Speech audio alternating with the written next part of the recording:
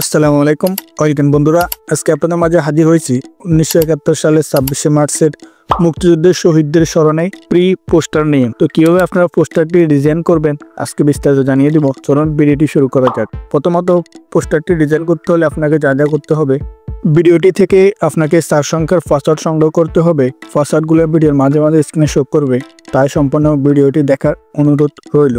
এরপরে video description box থেকে PLP file এই লিঙ্কে ক্লিক করে পিএলপি ফাইলটি পাসওয়ার্ডের মাধ্যমে ডাউনলোড করতে হবে।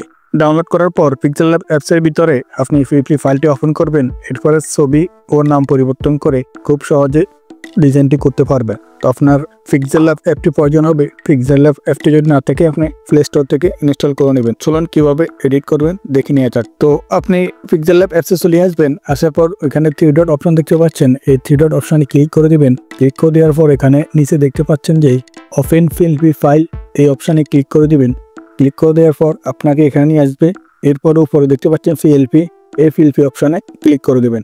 ক্লিক করে দেওয়ার পর আপনি যে পিএলপি ফাইলটি ডাউনলোড করেছেন সেই পিএলপি ফাইলটি এখানে দেখা যাবে।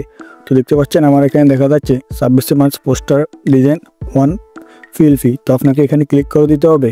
তো আমি এখানে ক্লিক করে দিয়েছি। এরপরে ওপেন অ্যান্ড অ্যাড এই অপশনে ক্লিক করে দেবেন। এই অপশনে ক্লিক করে দেওয়ার সাথে সাথে আপনার পিএলপি ফাইলটি ওপেন হয়ে যাবে।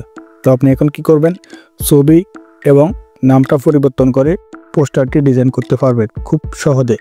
এখানে যে বাকি ম্যাটেরিয়ালগুলো আছে আপনাকে এগুলো কিছু করতে হবে না, এগুলো যেভাবে আছে ওভাবে থাকবে। আপনি শুধু ফটো এবং নামটা পরিবর্তন করে দিবেন। প্রথমত ফটোটা পরিবর্তন করব, এর জন্য ফটোর উপরে ক্লিক করে দিবেন। ক্লিক করে দেওয়ার পর উপরে দেখতে পাচ্ছেন ডিলিট একটা আইকন দেখা যাচ্ছে। এই ডিলিট আইকনে ক্লিক করে এখানে ওকেতে ক্লিক করে দিলে সাথে সাথে ফটোটা ডিলিট হয়ে যাবে। তো দেখতে পাচ্ছেন ফটোটা ডিলিট হয়ে গেছে। এখন নতুন ফটো অ্যাড করব, এর জন্য প্লাস আইকনে ক্লিক করে ফ্রম গ্যালারি এই অপশানে ক্লিক করে দিবেন। এই অপশানে ক্লিক করে দেওয়ার পর গ্যালারি থেকে ব্যাকগ্রাউন্ড রিমুভ করা একটা ফটো নিয়ে নেবেন। তো কীভাবে ব্যাকগ্রাউন্ড রিমুভ করবেন এই নিয়ে একটা ভিডিও ডিসক্রিপশন বক্সে দিয়ে দিব, ভিডিওটি দেখে ব্যাকগ্রাউন্ডটা রিমুভ করতে পারবেন।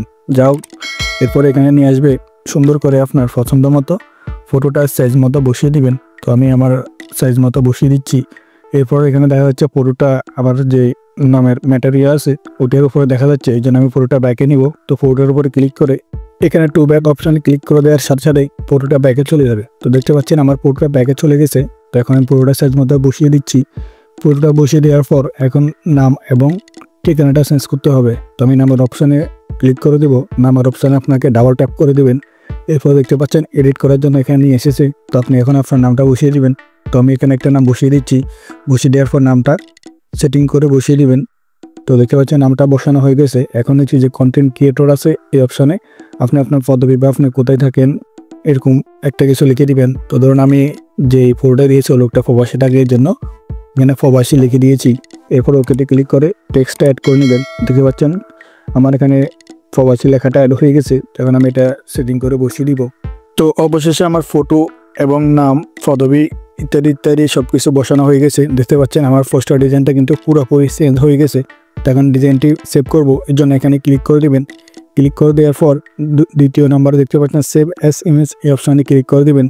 এই অপশানে ক্লিক করে দেওয়ার পর এখানে দেখতে পাচ্ছেন save two gallery. Save two gallery অপশানে ক্লিক করলে ফটোটা গ্যালারিতে চলে যাবে।